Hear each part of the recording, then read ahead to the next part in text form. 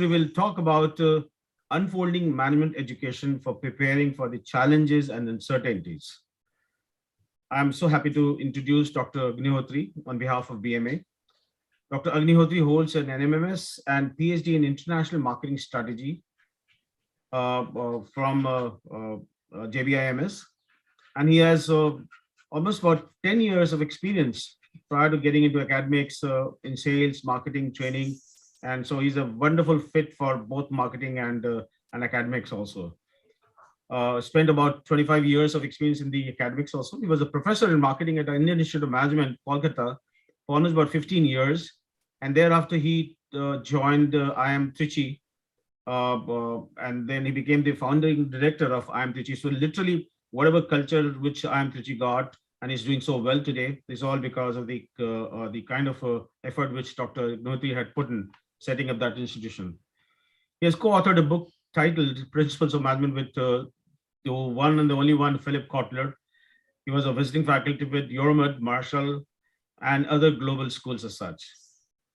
His latest innovation in teaching, which is I'm extremely impressed about, is called the application of inquiry method of learning to the management education, wherein students are encouraged to ask questions and learn by inquiring about the knowledge as such. And when I read about all these things of Dr. Agnihotri, I thought like this is perhaps akin to the teaching style promoted by the Greek philosopher Socrates, wherein a dialogue between a teacher and the student is always instigated by the continual probing questions. Maybe Dr. Agnihotri is a modern day Socrates professor of art. He has received many awards, which includes Best Teacher Award for the outstanding contribution to education and also as a marketing faculty. He's a member of Indian Society for Applied Behavioral Science and is a consultant on the panel of Exim Bank of India and is also on the advisory board of many top B schools in the country as such. Dr. Agnihotri has also been in several renowned committees of HRD, AICT, and National Board of Accreditation, and also he was the society member for IIM Code. He's sat on the board of SBI Mutual Funds, SBI Funds, as an independent director. Today he's going to talk about unfolding, the way the management education has been unfolding, especially after the, pandemic and also the kind of disruption with the whole world has been facing. Now, so we therefore talk about the reframing and reimagining management education. It's become a challenge. I also come from the same area. So, we know the kind of challenges which we all face every day. The fast changing trends of digitization, sustainability, deglobalization are reshaping the world in more ways than I and you can imagine. The primitive tenet of mass production or information asymmetry is not relevant anymore. So in view of these kinds of, and also on top of the pandemic and the disruptions taking place every now and then, we talk about agility, we talk about diversity, we talk about lifelong learning, leadership, and so many things which can sustain in the long run as such. So it's a very important to reframe and reimagine management education, considering the kind of changes which are taking place in the world as such. And a new way of thinking has become extremely important, and that's where Dr. Agnihotri will play a very, very crucial role. The fact that he spent almost about 10 years time in the industry and 25 years time in academics and setting up one of world-class institutions like IIM Trichy, I'm sure he will go a long way in shaping looking into the management education all over the world, including our country as such. And incidentally, before I conclude, I'd like to just say that the national education policy has also kind of created new challenges for business schools. Today, we really have to talk about freedom of students, democratization of education, ease of entry, multidisciplinary, and focus on know-how and know-why. Now, these all things have become so experiential today. So we have an opportunity to listen to Dr. Agnihotri and see how things will unfold. What should business schools do? What should management teachers and faculty should really work for and focus on, and so that they prepare students for the future. Because for me, future is not what we will do in the future. Future is what we'll do today, and that's so crucial for us. So, Dr. Agnihotri, once again, on behalf of BMA, thank you so much for being a part of this webinar today, and we are extremely excited to listen to your talk. and your views on this particular theme. Over to you, sir. Thank you, Dr. Vigyan Verma, for your kind words. I am really honored to hear all of them from you. You are a reputed professor, and I know your reputation. You have taught nationally and internationally in some of the best schools. So sweet of you and so nice of you to have said whatever you have said, some words of praises. I wish my wife were around. Okay. Yeah. So let me start with sharing the screen and my talk. But before I share the screen, friends, let's make it very informal. Though it's a masterclass, I would like to do it in a very simple, casual way. Okay. And stop me and use this chat box over here to ask me questions whenever you have any. And my humble request is, these are my personal views. Okay. So feel free to disagree with me. That's how I'm keeping my pen and pencil ready, pen and paper ready over here to note down your points. And that's how perhaps both of us will learn.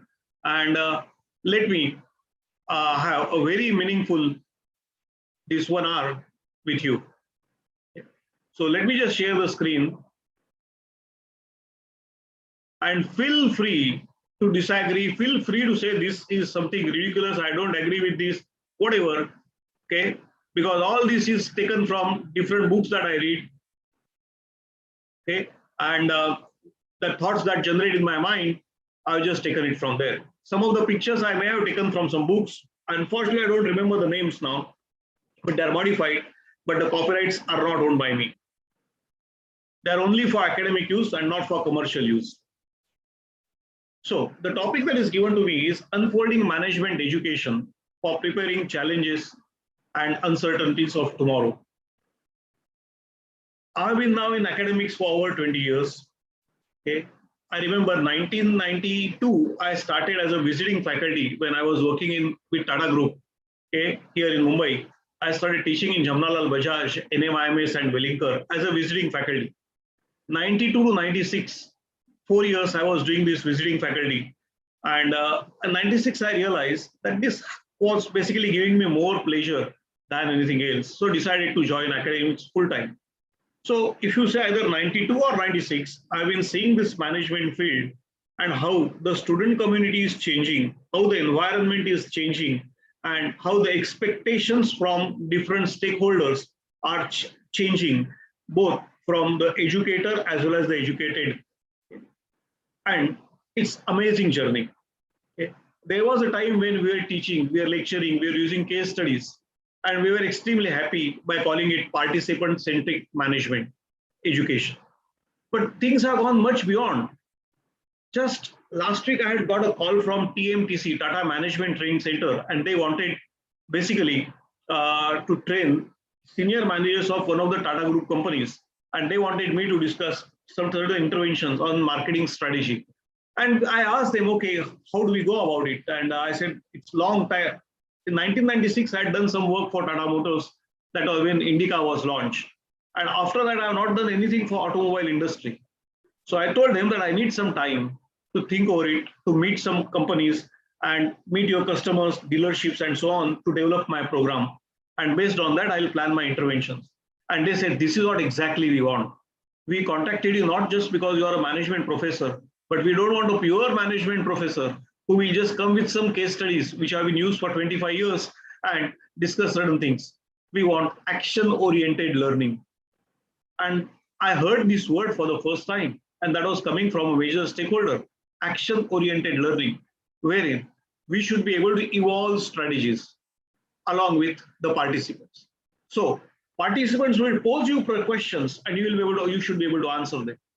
And this is a new stream. Unfortunately, my slides were already made and I could not modify my slides. Otherwise, I would have added that also. And therefore, I thought I would just make a mention of it in the beginning. And therefore, I feel when Dr. Lagate contacted me for this session and she told me to speak on unfolding management, that's what I was thinking. Let me see what I have rolled back in last 20 years, okay, or 20 plus years, and what does it unfold from my bag of experiences since 1992 to today. So feel free, these are my experiences. Some of you may not agree with them. Some of you may have different experiences. Okay, so we can always discuss them and we can co-learn them together.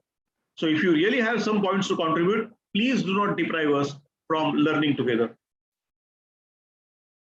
I like this quote of Richard Love. Okay, I used to use it normally in my strategy classes. So let me start with that quote. Okay, the business landscape is always changing, but what matters now is the pace of change. There's nothing change except the pace of change, and that pace of change is making it so competitive that if one has to be competitive in the market, one has to survive in the market, then that company must work at the same pace. It's like you're running on a conveyor belt or treadmill.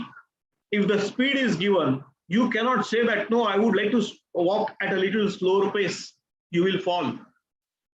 You have to walk at the pace at which the conveyor belt is moving. And that conveyor belt is nothing but the business landscape. It is changing rapidly. I remember it's just like yesterday, 4 years ago, when Samsung launched the then latest mobile phone, they were using the word, okay, the future is here. Okay. And I said, well, if this is what is the future, what are they going to write tomorrow? Or when the new brand of new model is launched? And then came Samsung S21. Okay. And in how many years? 2 years. 2 years. Just 2 years that S10 was there in the market doing very well. I still have that model. And within 2 years, they came out with S21. Okay. Look at the pressure. You have to complete the inventory. While finishing the inventory, by selling off the inventory, you have to also ensure that you have to recover your production cost. And therefore, for the sake of your capacity utilization and economies of scale, you have to produce at a particular scale. And naturally, you have to empty that scale before you move on to the next brand. Because once the next model is launched, no one will take care of this brand. Okay.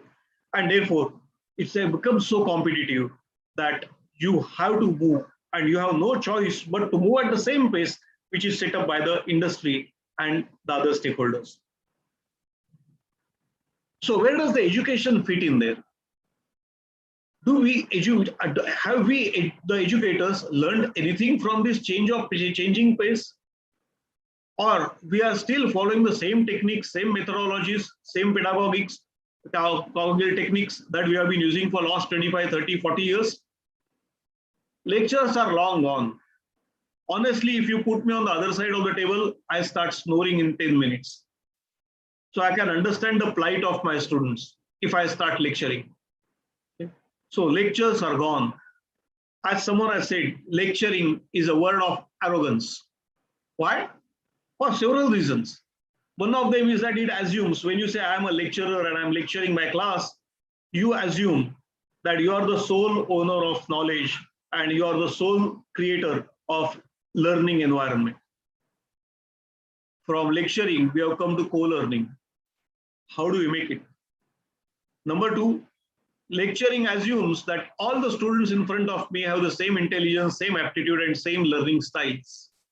Now, if you have already studied psychology, you would know that there is something called as learning style inventories.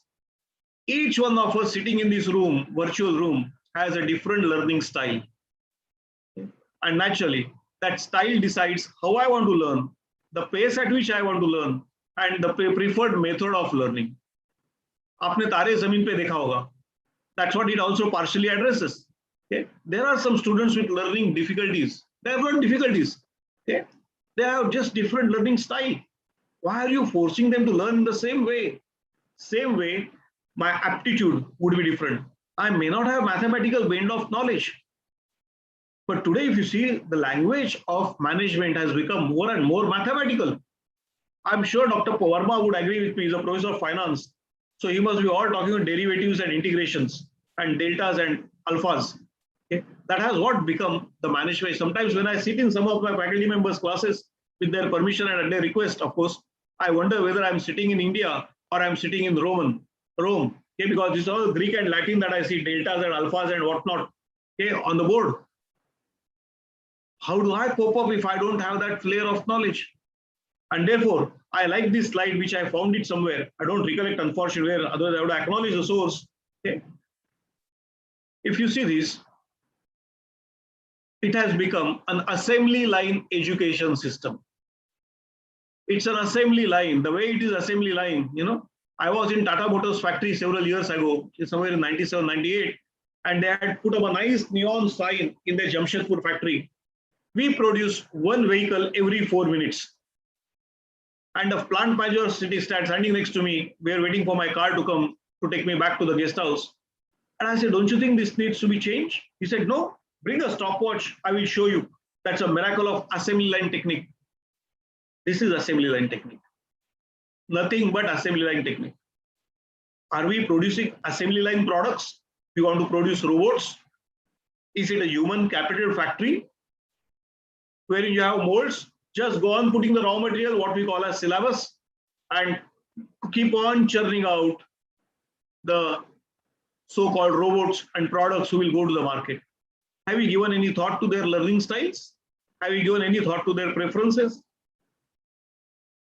There are so many of them who, despite doing management, I remember two instances I'll tell you. One, I'm sure all of you would know, if you know hiking, Malli Babu.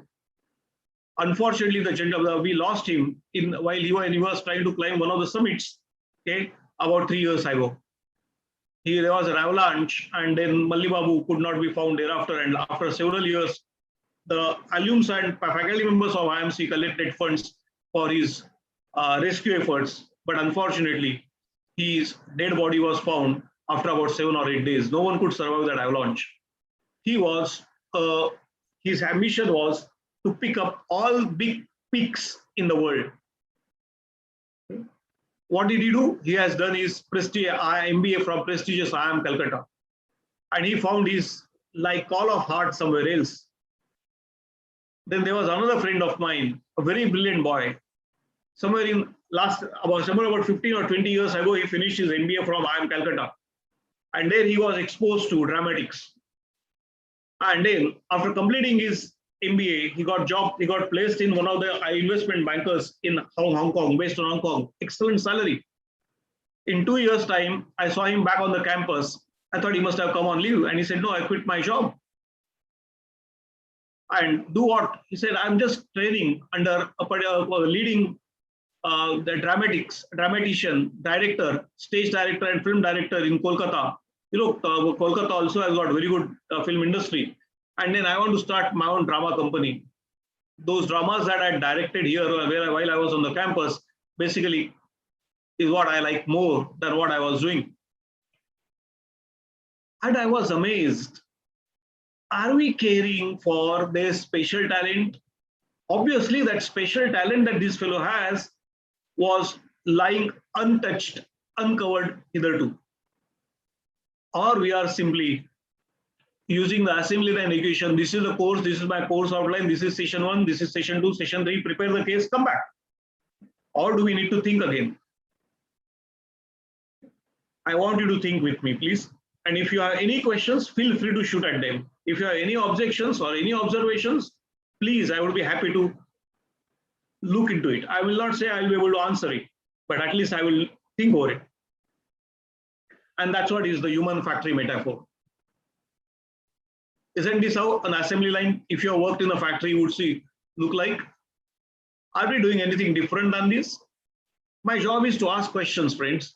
In the class, I have to always say, my salary is not sufficient enough to answer your questions. My salary is just right to ask you questions and leave questions in your mind so that you can start thinking. And the wonder of this is, as Dr. Verma told you while introducing me, and this is what I call inquiry method of education. Wonder of this is, each one of them might get different answers to the same questions. And that is what is my job, to make them think in their own way. Okay. So same is my job over here, to ask you questions and leave questions behind. Okay. See what answers you get in your mind. So are we producing these robots with the same syllabus without knowing their, let me use the word strong word, identity, without knowing what they want to do, without knowing their aspirations, without knowing what are their strong points and weaknesses?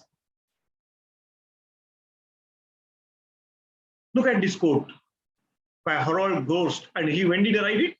He wrote it in 1901.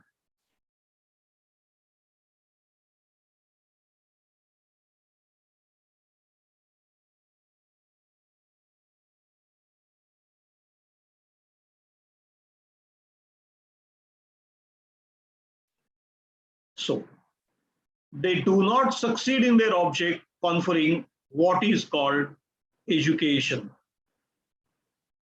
Are we in the profession of education, or are we running a factory where children of people are being taught?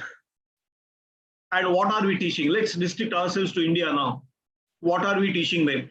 Are we teaching them the right set of values? I'll be coming to that. And let me tell you how it occurred to me. I used to teach for over 10 years in a couple of schools in France as a visiting faculty. And then I used to give them quiz as a part of continuous evaluation and to make it interactive. And I could easily go back when they are solving that quiz for about 20 minutes. I could easily go to the cafeteria or go to the lounge when there are those selector machines. Just drop a coin of 10 euros or 5 euros or 1 euro, okay, and get a hot chocolate in the meanwhile. And once when I was about to go out, I heard some shouting. So I turned back, and a local student was telling one of our Indian students not to cheat, because immediately the moment my back was turned to the class, our Indian student started looking here and there if he could get it. And this other student told him, please mind your business and write your own answers, don't look at me. Indian student obviously did not know that the questions were jungled up. So what was number one in his answer paper was not number one in his neighbor's answer paper. There are 4 sets made. So naturally, but problem is, what exactly are the values are we teaching? Is it not a very simple thing to be honest with what I have done? And I have no right to get marks for what I don't know, what I have not written. And that is why when I see educated people committing crimes, I feel sad. And I feel we, the custodian of educations, those who have the responsibility to educate people, okay, have gone wrong somewhere. So what is our role?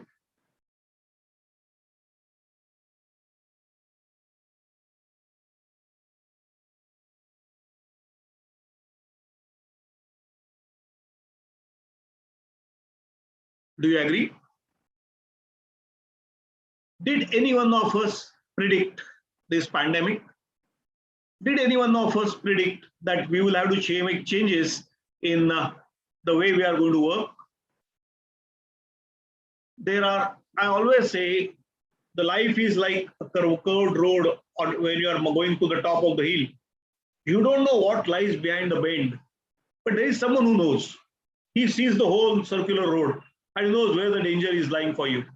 Okay? We have to prepare ourselves for these unexpected moments of life. And that is what I would say the purpose of education should be. Let's look at this. Let me take an example of, say, engineering and maybe also management education. Okay. We have professional engineers who come out from IITs and the best of the places, NITs, IITs, BZTIs, and so on. Can we make them scientific engineers? Same engineer, when he goes abroad, he invents wonderful things. Majority of the inventions that have taken place in the West, see how many of them are done by the Indians. Why can't they be scientific engineers by staying here in India? We say enterprising and entrepreneurial engineers. Why can't we make them sustainable engineers?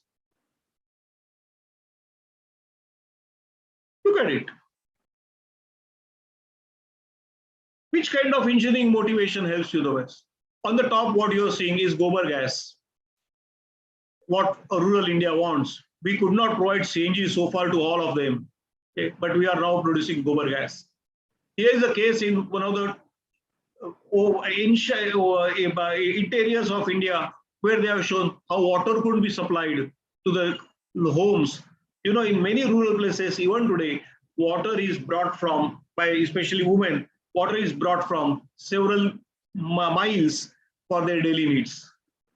Don't you think we need some sort of innovations and engineering in this area where it is required, grassroots level it is required? This is what I appreciate. If you see, it's Chotu Cool. It's written very prominently on that, which the lady is carrying on her head. And why someone should say that AC is a luxury or restricted only to few? Why can't it be given to masses, and that too in areas where there is least of the electricity? Okay. Chotu cool. Tata Nano. I was proud when Tata's launched Nano. Okay. It was innovation, and it was definitely a discovery worth appreciating. No one had thought of offering a car, full-fledged car for 1 lakh rupees. When Mr. Ratan Tata went to Siam, okay, Southeast Asia's automobile body, manufacturer's body, Siam, okay, he was ridiculed and he was laughed at. He was so keen, and his engineers in Tata Motors made it happen. We know rural places, they don't have computers, but computers is the language of today. And naturally, if the rural kids cannot come over here, why not cyber mobile go to rural India? And they can be taught computers. And all of us know about this, Chandrayaan. We made it in the least possible cost and minimum possible efforts. We made it sheerly through proper invention. All kudos to our engineers in ISRO.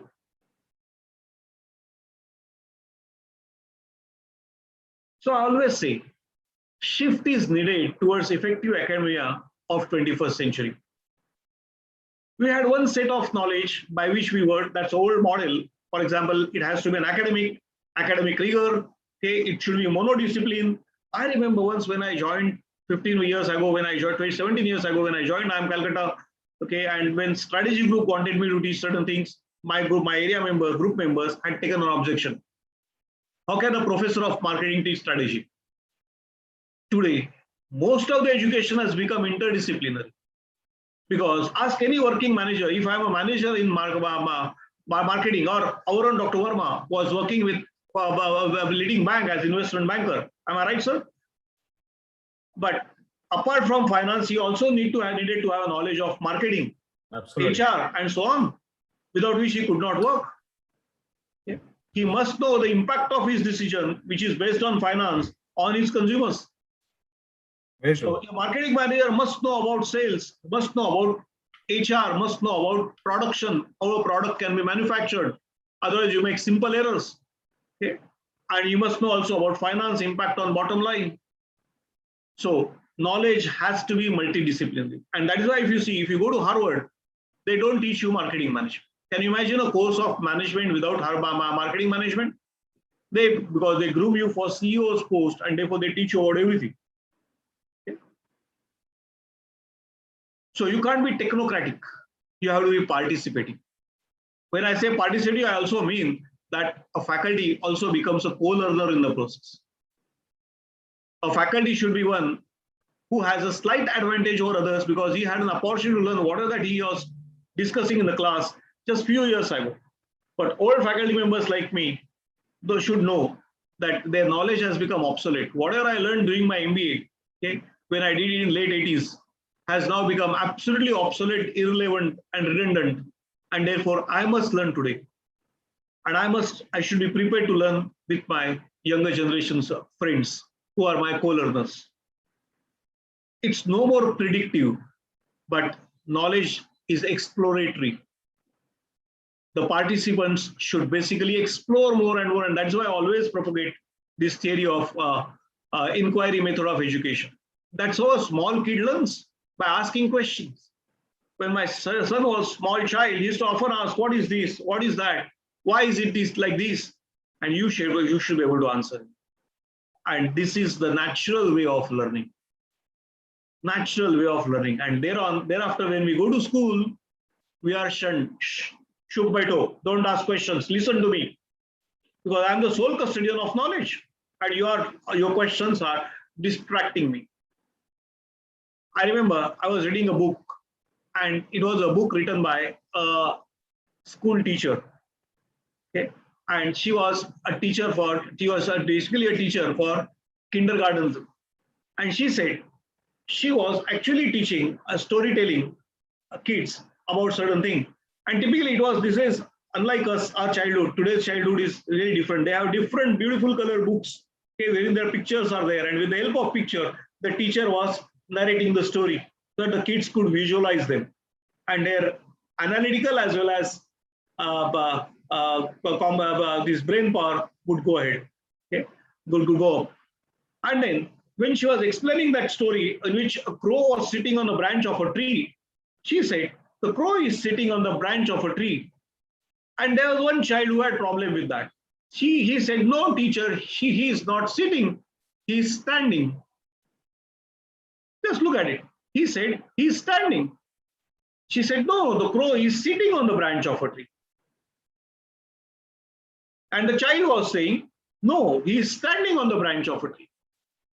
It went on for a few minutes, and then the wisdom dawned on the teacher that, yes, the 3-year-old child is right. The crow is not sitting, because by definition, when you sit, you fold your legs. And the crow is standing with his legs straight. And so the child was right. And she said, it was a new wisdom for me given by a 3.5 years old child. And naturally, therefore, think of it from a different point of view. I've given you a source wherever I adapted these slides from. Okay. And therefore, I always say, we need some few shifts. Few shifts. Shift number one is have the courage to take the lead. Okay. Be different. Take the lead. Okay. I know it's different. It's difficult, but that's how it is. It becomes blue ocean and red ocean. I hope all of us know here what is blue ocean and what is red ocean. Okay. Blue ocean is an uncontested space wherein there are less competitors and you are first to do something different, or you're first to do different thing in a way. Okay. While red ocean is full of sharks and full of competition. So don't be a follower, be a leader. Do things in a different way. Encourage your students to learn in a different way. If you see all IIMs, most of the IIMs have got maximum entrepreneurs. Why? Because they took the courage to do things differently in business education in India.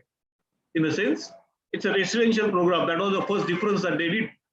Number two, students, even if you are staying right outside the campus, we had several such cases. The person is staying within 5 meters, 5 minutes walk from the campus, but they would say, no, you have to stay on the campus compulsorily. What are the advantages? It was a replica of the same old Gurukul school of Indian system. When the child and even teachers, most of the teachers also stay on the same campus. Okay? So they would live on the campus.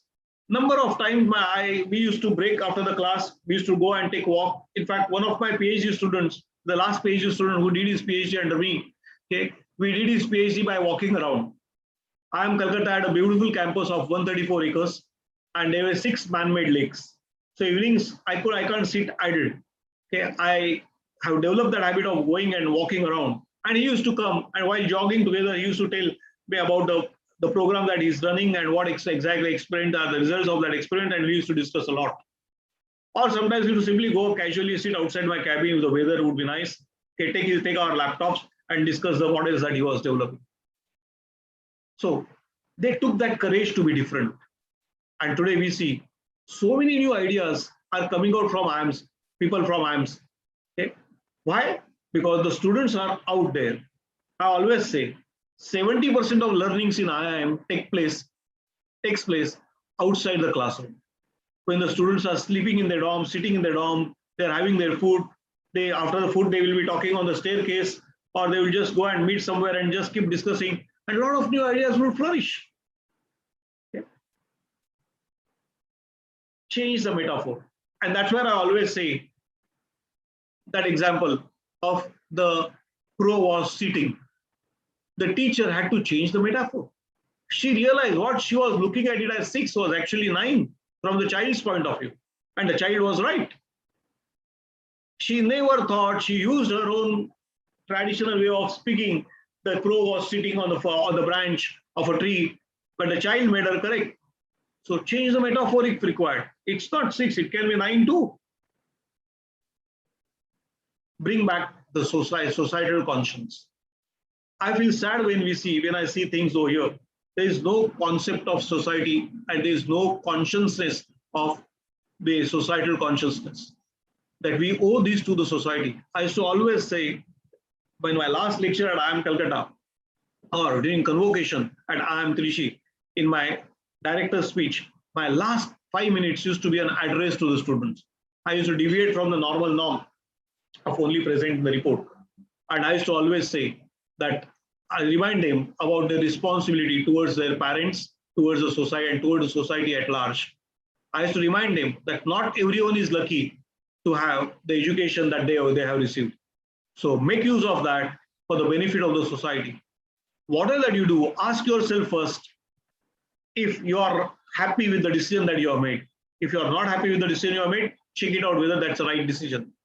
Check it out whether it will contribute to the social good. And it's time that we need to change the game. We have to make our students social conscious. There's a beautiful book. I'm not getting that book, which I had read when I was in college. It is written by no other than late Mr. Nani Palkhiwala. And the name of the book is We the People. I'm sure it must be out of print now. If you are lucky, you will get it in some old bookshop. Okay? So if you get it, just read that. And that's what Mr. Nani Palkhiwala, the present generation may not be knowing who was Mr. Nani Palkhiwala, one of the best jurists in the world, one of the best constitutional experts in the world, one of the best lawyers, and one of the best corporates. He was chairman of ACC as his last stint. He was India's ambassador to the US. He was, I'm told that he used to know constitutions of 6 nations by heart. And even those nations used to consult him on constitutional matters pertaining to their countries.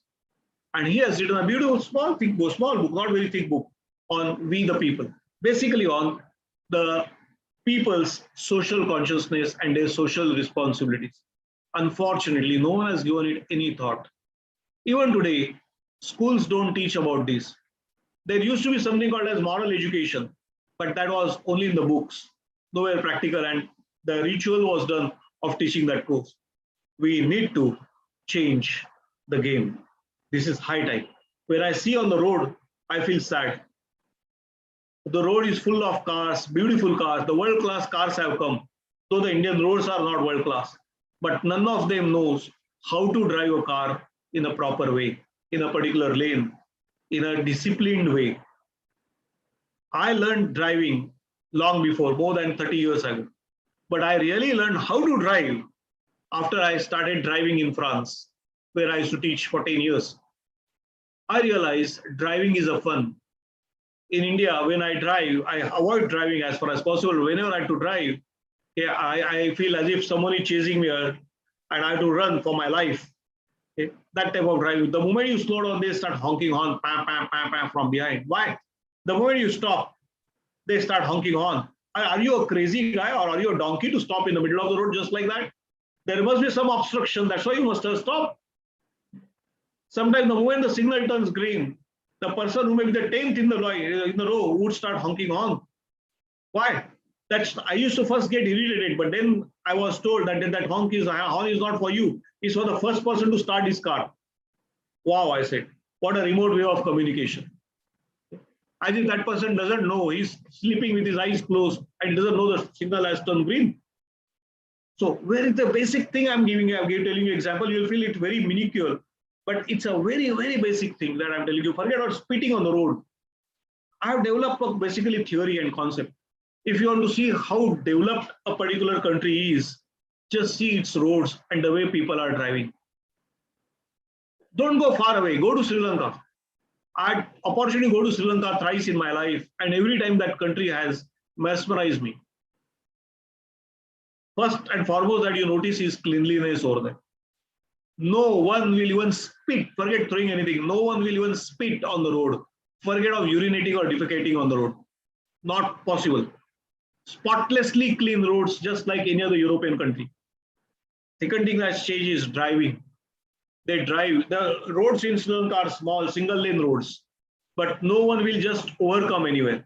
I was invited by one of the universities over there, one of the famous universities over there, and I thought I will be late from my office, but the driver said, no, sir, don't worry, I can't cross the line. because that's a line that means I can't cross. We'll go in the same lane, but you'll reach on time, don't worry.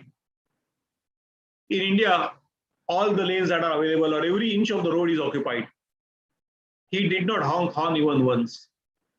So the driving styles and driving consciousness, etiquettes, everything was amazing over there. I wish that country had only the scale.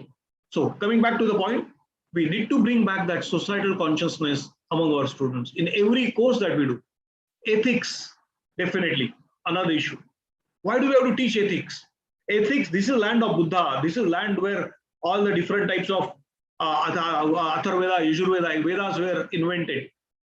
Okay? And we need to preach about ethics in this business. Why? Small things, they make big difference in life.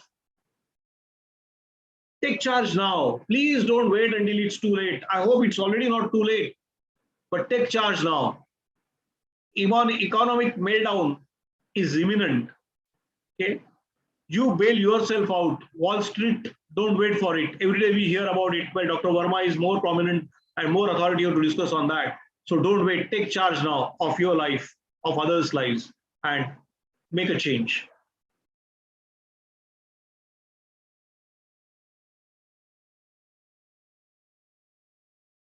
Concept 5, shift number 5, since we are all educators here, most of us are educators here, or even if you are not educated, even if you are from industry, this is equally applicable.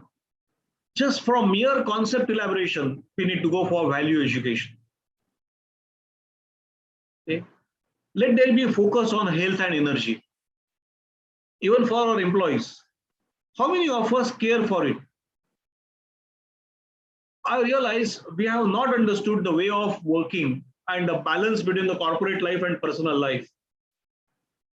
As a matter of fact, I don't like to work on Sundays.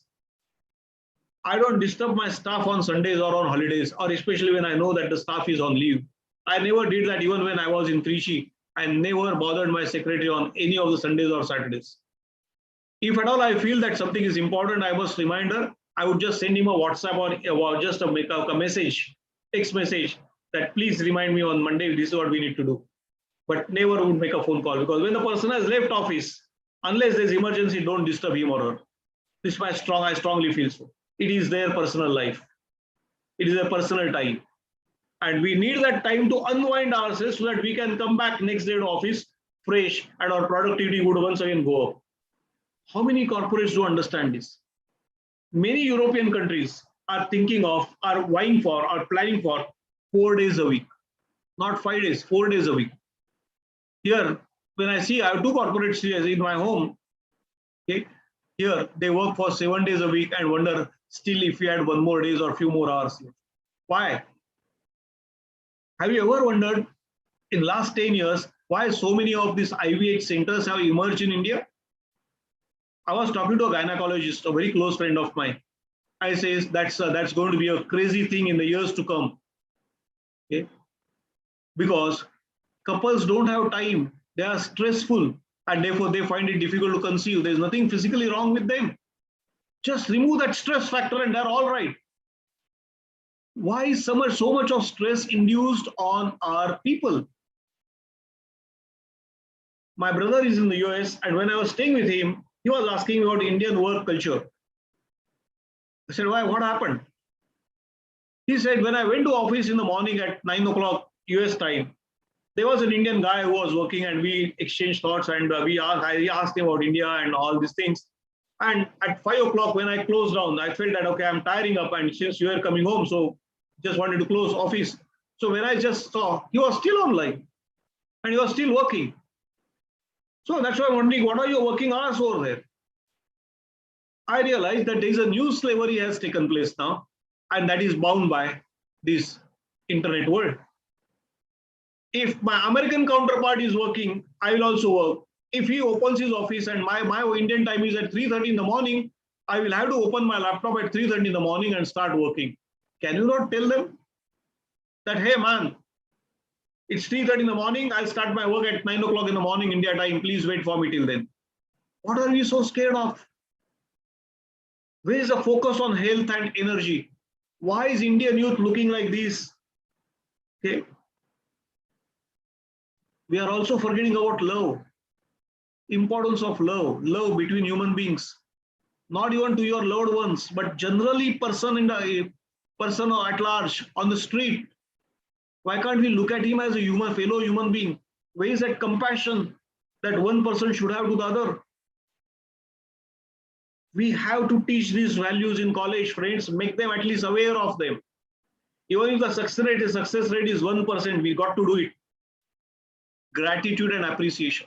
We are forgetting about this attitude of gratitude. We are forgetting about appreciation. I'm not saying flattery. Appreciation is something that comes from the core of your heart and what you mean. And actually, if I have to say my own opinion, my own experience, it emerges like a fountain automatically when you like something. And only then, when it is genuinely what you feel, it's called appreciation. Why don't we give appreciation to others? What are we so scared of? Are we so competitive that we have forgotten to appreciate our colleagues? If he or she has done something better than what you have done? Or that is just simply our insecurity that is preventing us from appreciating others? Why do we forget to remember good things that someone has done to us? Why can't we be grateful to them and live in that great gratitude? I would say the person who has maximum people to be grateful of, he's the most lucky person in the world. Because so many people have helped him, and so they found him help worthy. I say these 5 C's are very important for everyone, and at least personally for me in my life. Character. If you don't have character, let's say the better about anything else thereafter. Character also means what you believe in, and you should stand firm for what you believe in.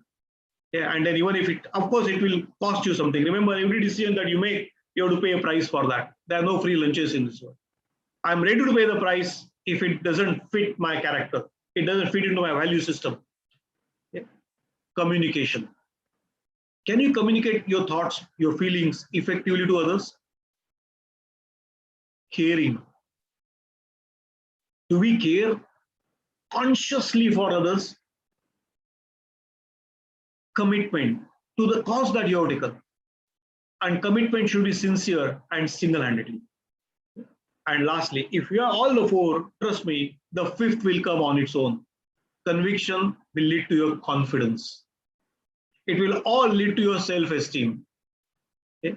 And a person with positive and high self-esteem is always better, and he will not find faults in anything. Same thing I say, kindness and compassion. Are these the basic things that we should not remember? We see it on the road. These days, a new obsession has taken place. Whenever there is an accident on the road, people will take photographs of it or video, and then who is there? They'll be in a hurry to circulate it to everyone else. Why? What is required? Videographing of that incident or helping that person who is in dire need? I'll tell you a story, a real story, which happened with my son just about 2 or 3 weeks back. He was coming back from Thane at about 12:30 in the night, and he saw 2 kids met with an accident, and they were lying on the road like this. He stopped his car and went to them. Fortunately, there was nothing had happened. They had only some basic muscle injury, and they were in a shock. So he helped both of them lift, put them in the car, okay, took their bike aside, kept it there. It was no way anyone could take it. So he just left it there and took them to Fortis Hospital, which was close by. And then once they came to normalcy, the doctor started attending to them. One of them was slightly in less shock, gave the number of his parents, and my son from his mobile phone called his father. And then when they came, since it was almost by 1:30 in the morning now, next day he had to also work. And we lived in Goregaon, so he has to drive another about 20-25 kilometers. He left that place. And when he reached home, next day morning, he was telling me the story. When his parents went there, especially his father called my son and started abusing my son. My son didn't understand what happened. He was also tired after the whole day's work. It was almost 1:30 in the night or 2 o'clock in the morning. Okay? I said, what happened, sir? Why exactly are you abusing me? What wrong did I do? His father thought that my son must have thrown him by his car. And that's why my son was the cause of that accident. Well, I can understand the father's state of mind, but the father should at least inquire before he makes a phone call to someone. And then when the child's elder brother came, my son spoke to him, and then his elder brother apologized, and he then confronted his father. Next day, of course, when we were having lunch, his father called and said sorry to my son. Okay, but that's a different thing. The point that I'm trying to go is where is the society going? If someone is helping someone in distress, do we start doubting that person? Maybe one-off incidents, but it's still happening. I had seen one on Kolkata, that big the big road which was being developed at that time, 10 years, 12 years ago, before I went to Trichy, so somewhere in 2009 or so. I was coming back from the airport, okay, and my car was an old ambassador car, so naturally my driver could not, even if he wished, he could not drive beyond 50. Even if he could stand on the accelerator, the car would not go beyond 50. So we were driving leisurely on that road. Okay. And one car, SUV, I think it was some Mahindra SUV, came zoom, zoom, zoom, and moved past us. And I could see a cyclist was coming from one of the char rastas, and there was a bang. The cyclist was thrown like a football, several feet up in the tower. And I was seeing it literally by being the back of that car. That cyclist came down. I asked my driver to stop the car a little ahead because you don't know the public. They would think that it was my car which has made that accident. We lifted him, but Kolkata, that way people are very generous. They say, no, Dada, we have seen what has happened. It's not your car. The car has ran away, but good that you are helping me. And I tried to take him to the hospital. I took him to 3 hospitals before going to Calcutta Medical Center. None of the hospital admitted him. I told them the government regulation. And they said, yes, we are right, you are right, we are aware of it. But no beds are vacant, what can we do? Where is the humanity? Where is that kindness? Where is that hypothetical oath that you take, Hippocratic oath that you take of saving mankind? So these things really disturb me. And I feel we, the educators, should promote such things, such values. And our job is not just to complete the curriculum. Peace. This is the land where meditation was invented. And I need to preach about peace here. Happiness. Basic value. What are we doing? Have we ever forgotten the basic purpose of our life, or whatever material thing that we are chasing? That it's for basically to bring happiness. But we are forgetting the destination itself and we are running. Sometimes that imagery of a donkey to whom basically a stick is attached and a carrot sticks in front of him, and therefore the donkey is running to catch that carrot, comes to my mind. And all this, if you see, the in sum total, and when we unfold management education, what I feel is what we need to offer is nothing but life skills. Okay? Because it's an era of uncertainty. Whatever that we teach today would be useless tomorrow. Just do an exercise. See Philip Kotler's first edition, if you could get, of marketing management, and see his latest 17th edition, okay, of marketing management, and see what differences you find. You can write a book on it.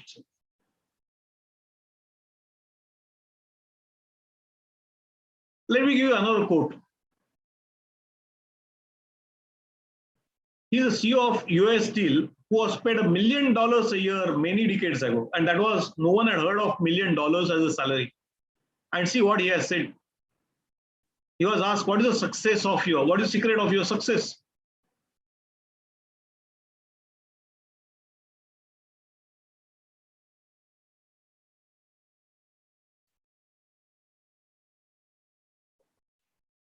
Ability to motivate and arouse enthusiasm.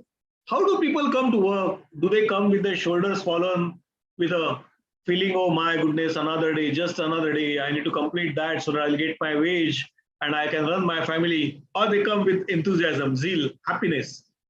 It was Peter Drucker who has once said, give me 15 minutes and I can tell you the future of that company. And what was the logic? He said, I'll just see how the people speak. What these people, employees in that organization speak, how happy they are, how cheerful they are, how optimistic they are about the future of theirs and their companies. And I'll tell you the future of that company. how true he was. How true he was. Don't you think onus of developing such pleasing personalities for interpersonal skills lies on us?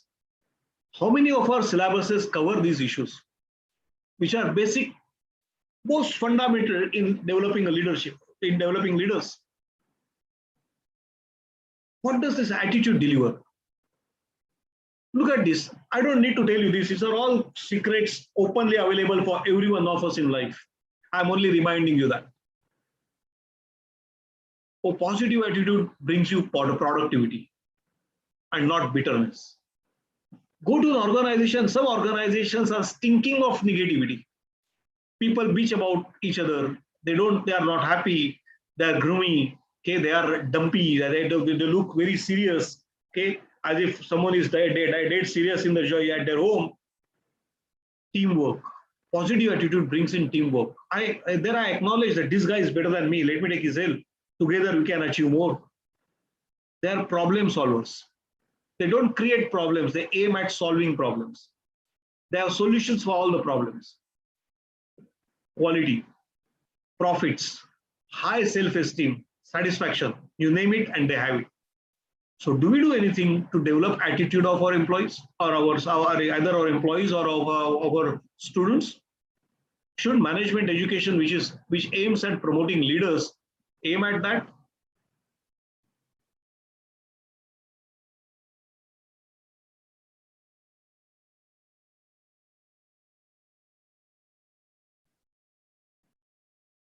Do you agree?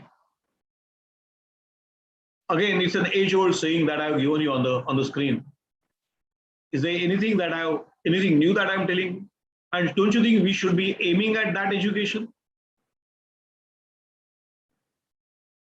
So I feel in the years to come, management education will have to unfold itself to think of these basic issues which are beyond the syllabus of most of the business schools. And they are left for the students to learn in the school of life.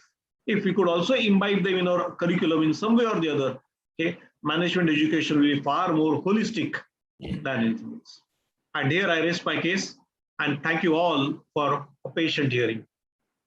I would be happy to take some questions. Thank you so much. Thank you so much, Dr. Agnihotri. In fact, I really love the comment of Richard Loeb when you said, when you put in the slide which said, the pace of change is so rapid that the ability to change has become a competitive advantage. And same holds so true with the business education also. With the kind of disruptions, with the kind of changes which are happening. On top of that, the pandemic has affected each one of us. And I'm sure in the days to come, AR, VR, and blockchain and whatnot is going to really, and work from home, all these. So the entire working model also has undergone a lot of changes such. So the curriculum, the pedagogies also will have to change. So I'd request the attendees, if you have any question, please unmute yourself. You can even switch on your video and ask questions from Dr. Agnihotri. He'll be very happy to handle, attend to absolutely, Mr. Belgaonkar, I couldn't agree with you more. Yep, this is another change that I'm seeing among the students. Many students, if not all, I feel they come here for certificates. And even in the first class at 8:30 in the morning, if you go to the class, they are sleepy in the class. Where is that cheerfulness? Where is that enthusiasm? And that too, they are all in their early 20s. Absolutely. So where is that?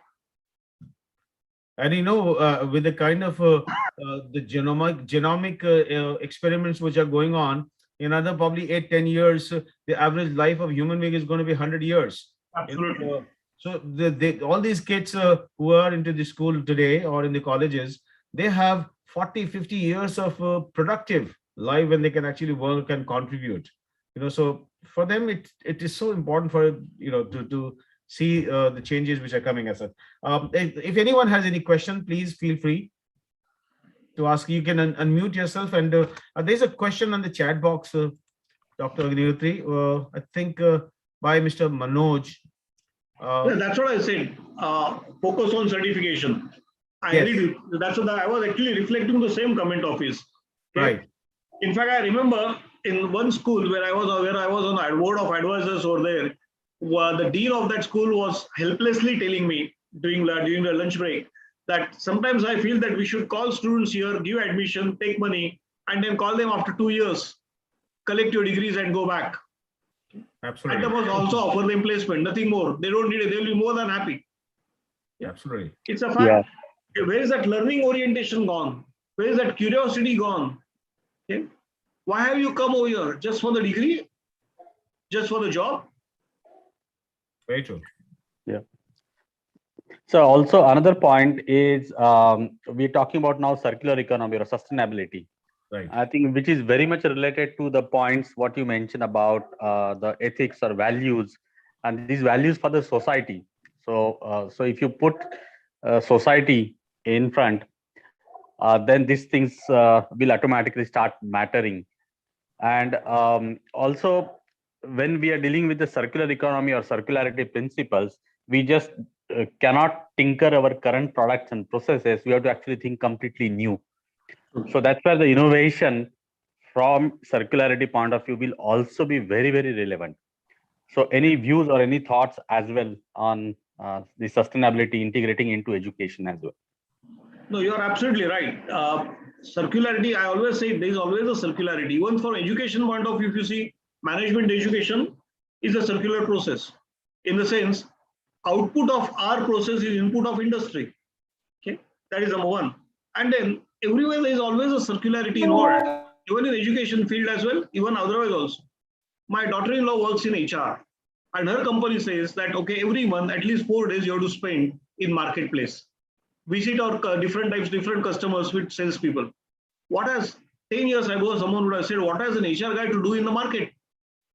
But today we say that everything ends over there. Ultimately, you have to see how the customers are perceiving your product, what difficulties your salespersons are facing while selling the product, and therefore what qualities your salesperson must have, and that the HR guy must know that. So that next time when HR will deal with salesperson, she can deal with them more effectively and more meaningfully. When she has to recruit a new salesperson, she knows what exactly are the competencies and capabilities are required in that person. And she can be more mindful as well as compassionate to that person. There is a question from Madam Kavita. Kavita ma'am, if can, yeah, you there. You can ask questions. Yes. Okay, sir. Good evening. Good evening, Thank you Kavita ji. so much for giving such an enlightening and enriching session related with the students. Myself, Kavita Pandey, I'm the placement officer in the University of Mumbai Management Department, that is Alkesh Modi Institute.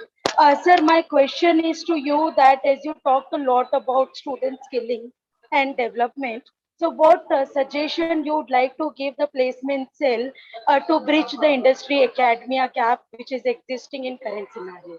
Thank you, sir. You want my blunt opinion?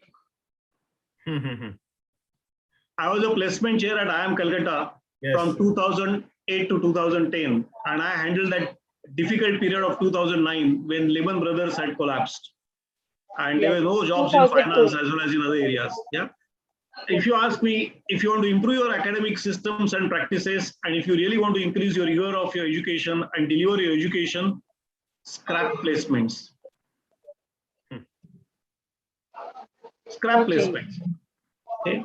We are not responsible to offer you placement. Let us not look at placements as one of the criteria of judging a business school. Okay, you are coming here to learn. Evaluate us on the basis of our academic profiles, and then see what happens. Student will learn immediately. But it is again a circular process. Okay. Business schools today charge fees like 15 lakhs, 20 lakhs, 25 lakhs. Naturally, students have to take loan for that. And when you are taking a loan, and even before your career has started, you have taken a loan of 15 lakhs rupees or 20 lakh rupees, which you have to repay after you get a job. Okay. Obviously, your job is very, very important. Okay. And naturally, therefore, all my attention is on what type of job I get, how much CTC I will take home immediately after completing this. And now this has become such a big nuisance that a lot of society members and a lot of parents put pressure on that.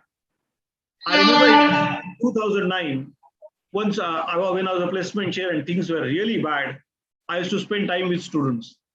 Okay? And we have a big auditorium at IIM Calcutta. and the students used to sit over there. And before going home at about 9:30, I just dropped down at that auditorium, and number of students were sitting like this, okay, helplessly. I just patted on someone's back. He looked at me. He saw me. He had tears in his eyes. So I just patted on his head. He got up and hugged me.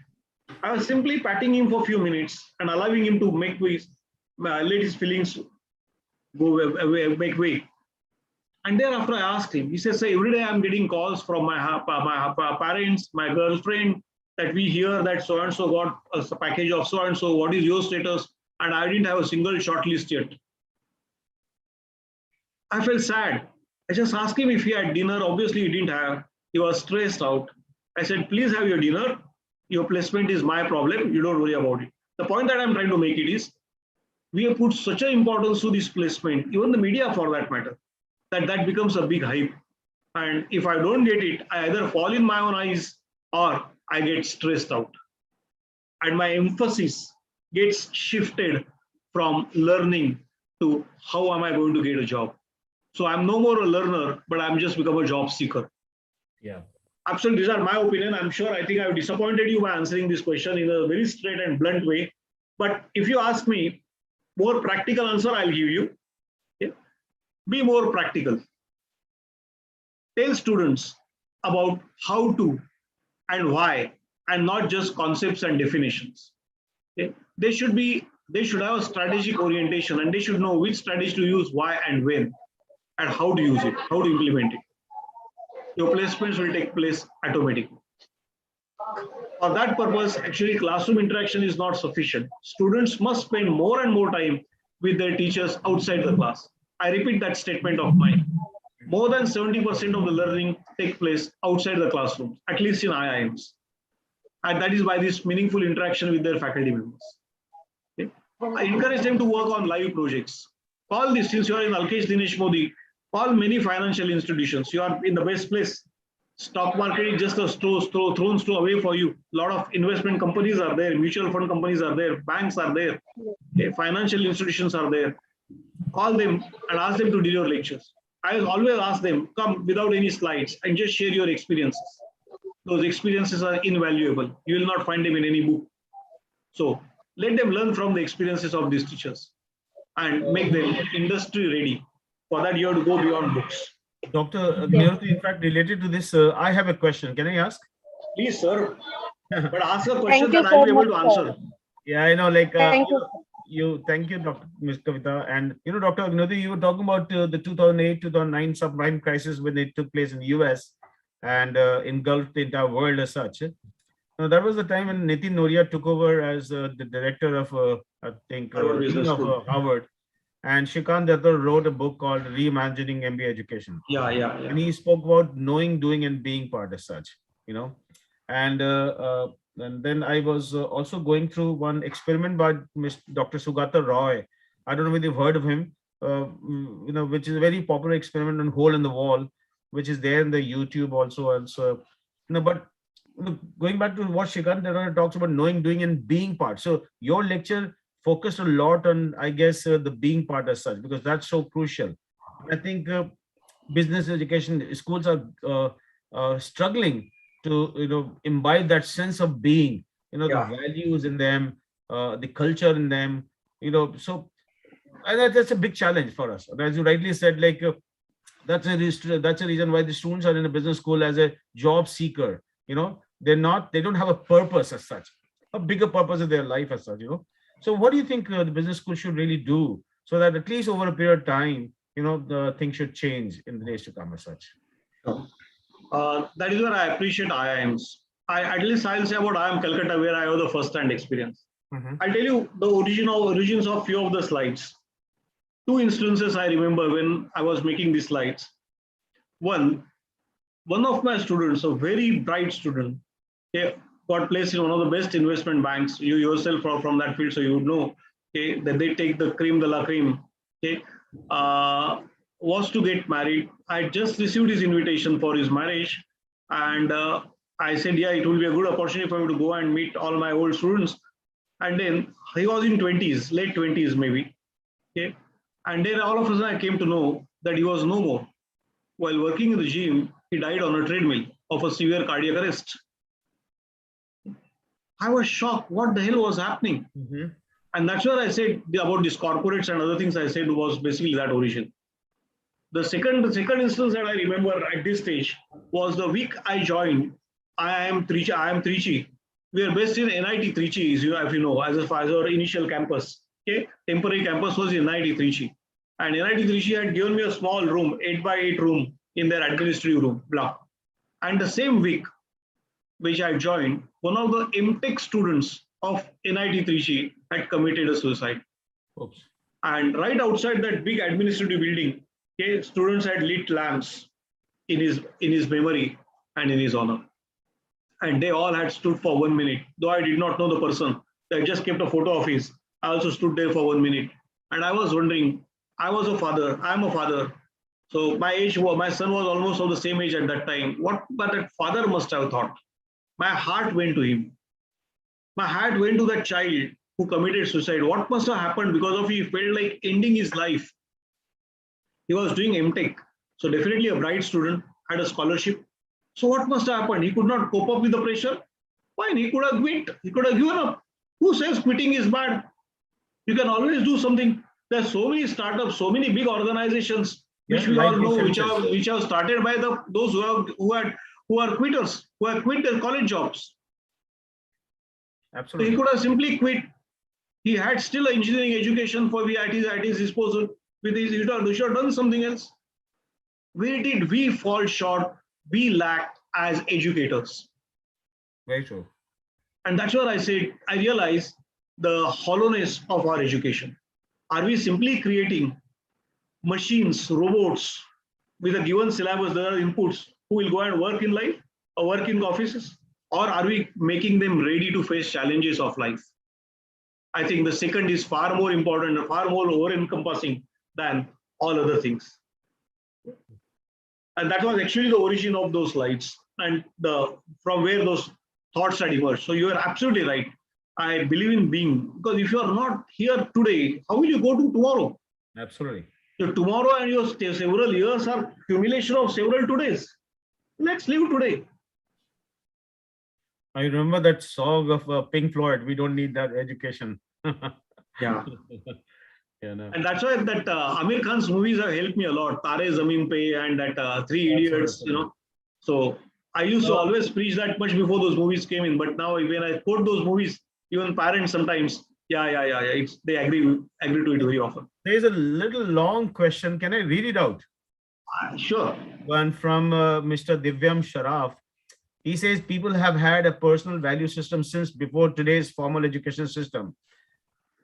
People who are not formally educated today still have a value system that they may adhere to. Should we really try to reconcile both these distinct knowledge systems? And can people of any age change their value system? So basically what I'm saying is like, I'm sure you got it, is that can value system be changed? First of all, I don't know if Indian education at present preach any value system. Does it? Otherwise, I would not have seen so many of these educated youth behaving the way they behave. Right. True. I have seen a very obscene scene while traveling by local train once. I was in Trichy. I'd come here to meet someone. I had to go to South Bombay to meet someone, but there was some awful traffic jam.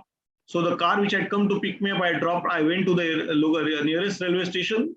I think it was Goregaon, and I bought a ticket and boarded a train.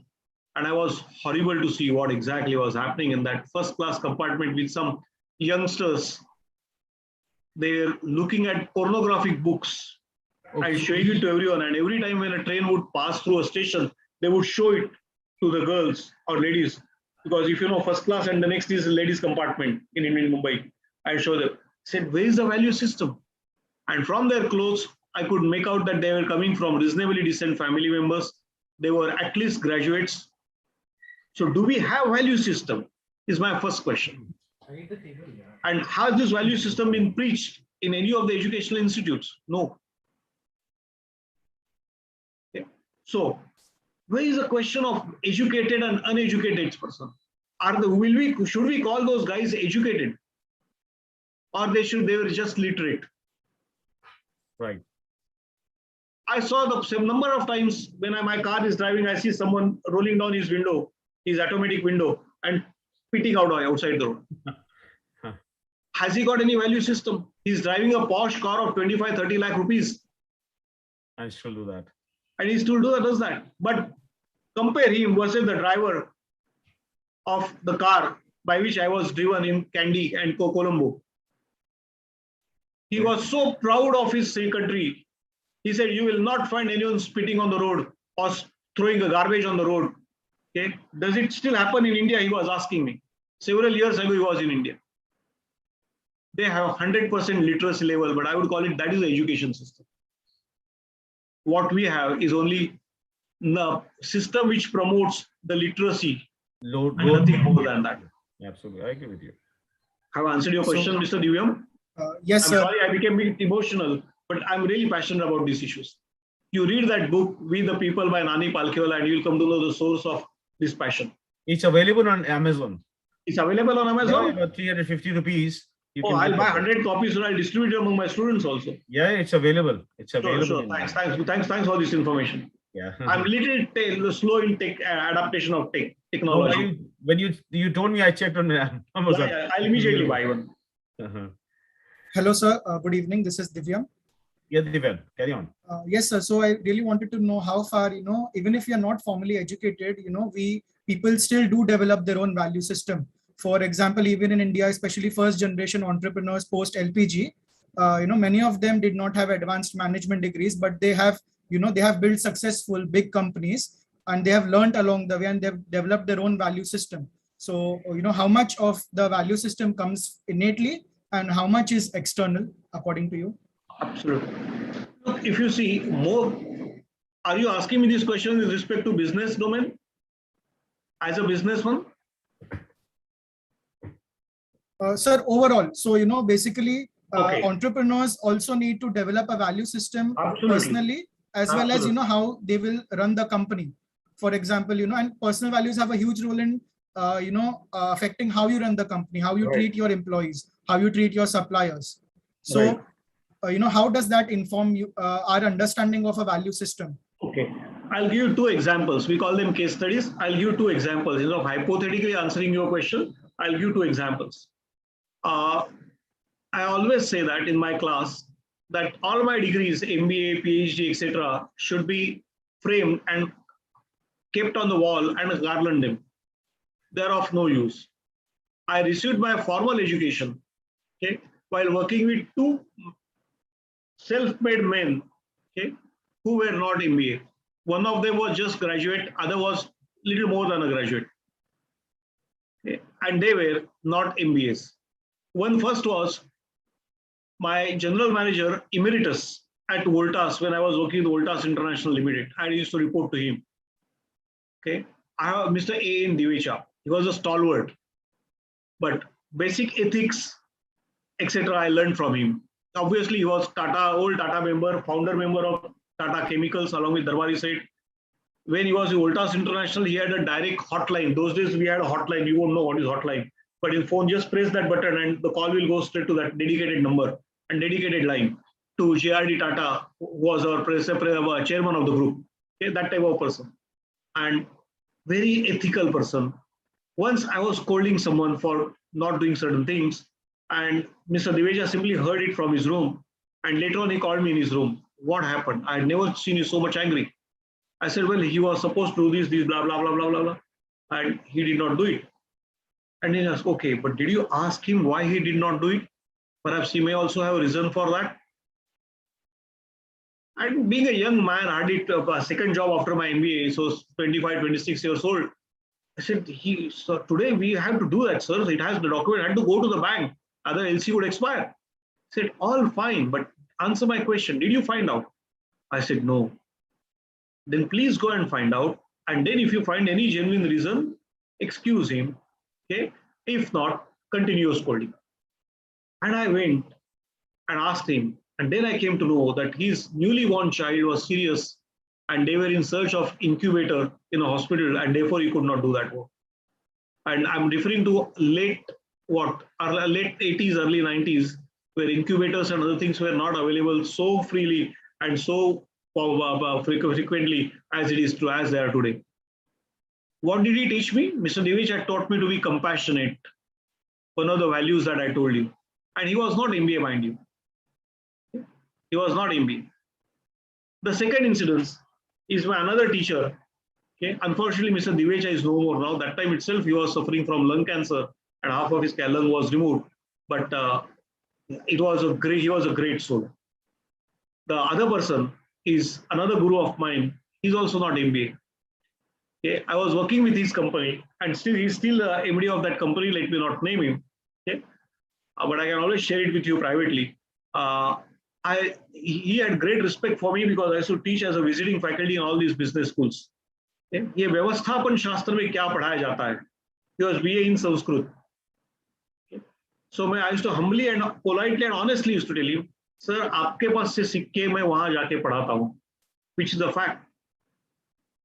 Once I remember, I had a cubicle, okay, and I was speaking on the intercom with our FA and CEO, FAO as we call it, finance officer, for not preparing the demand draft. Those days we did not prepare chip, we used to have demand draft. Okay, there was no internet banking for my supplier as we had promised. And he overheard some part of discussion where some heated dissection was going on. Okay, so he called me to his room. I said, what happened? Why are you so angry? Then I told him, sir, so and so is the case. So he called that fellow. His name was PC, etc. So we used to call him PC. PC, Agnihotri sahab kya bol rahe? Kya hua? Look at it. What did he teach me? He did not make any decision just by listening to me. He wanted to hear the other side also. And PC said, no, sir, I thought I'll just delay the payment so that we can get the interest on that. And he said, wait, what was the due date? I said, sir, 10 days ago. What are you waiting for? I'll make check after 5 days so that we'll get interest of 15 days, PC justified. From finance point of view, he was right. And then came the reply from our MD, no. Remember, our suppliers supply the material based on our promise. Our word is more important than those 15 days of interest. I want you to make that demand draft and dispatch it under intimation to Mr. Agnihotri and me immediately.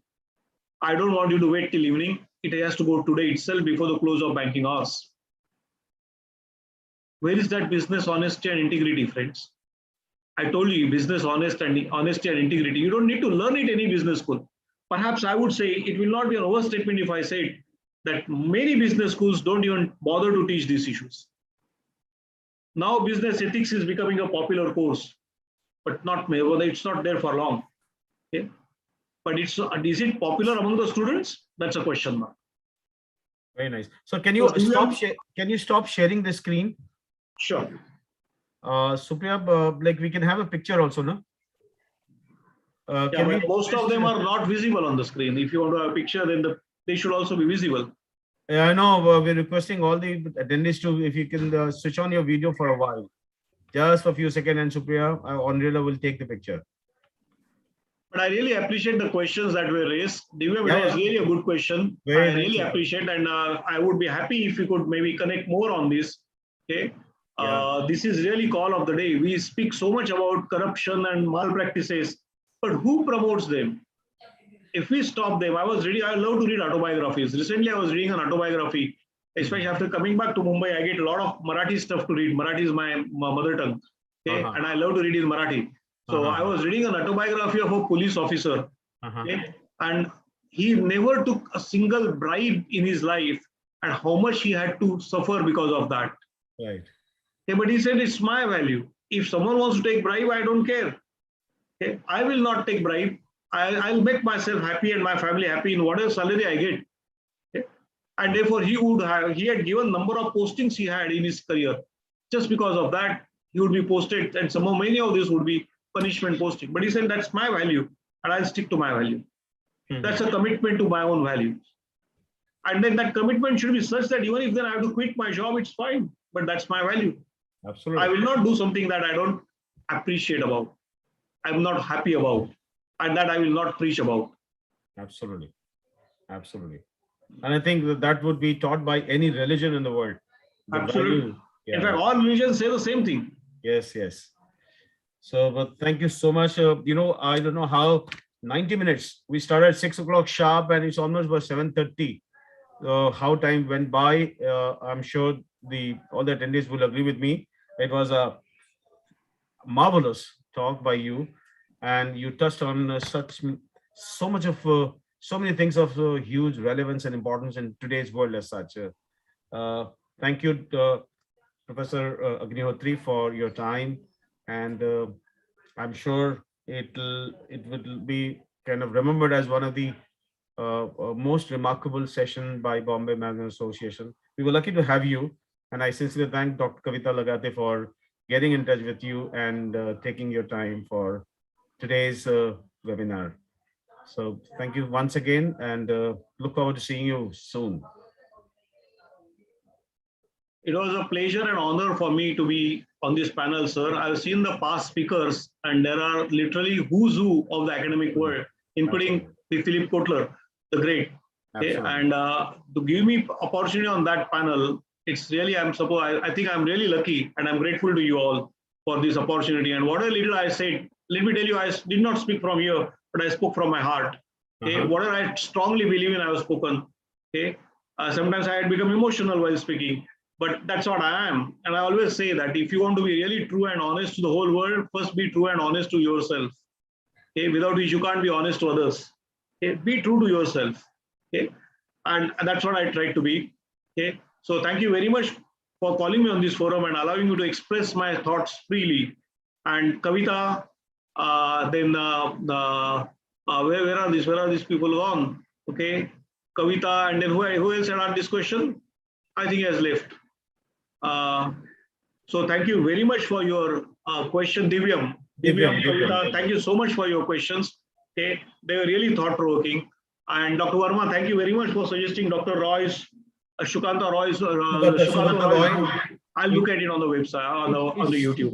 Superb. In fact, I would recommend everyone to watch that video. It's there in the TED, he's there in the YouTube, and his experiment is absolutely mind-boggling. You know, it's all about how to avoid the rote learning. But then I wasn't wrong when I called you a Socrates professor. Yeah. Yeah, that's my hobby, you know. Ultimately, what are we here? What are we going to leave behind? That's what I keep thinking about. And how would I like to be remembered? Absolutely. Okay. Absolutely. So, pleasure meeting you, sir. And have a thank you, Nikhil. Thank you, Mr. Ingre. Thank you for your warm comments and generous feedback. Thank you so much. I really appreciate it. It means a lot to me. Yes. Sir. Thank you so much. If I could make one difference in life, I'd be happy. Okay. Absolutely. Thanks a lot. Thank you all for attending. Sure. Good night. Good night. Good night.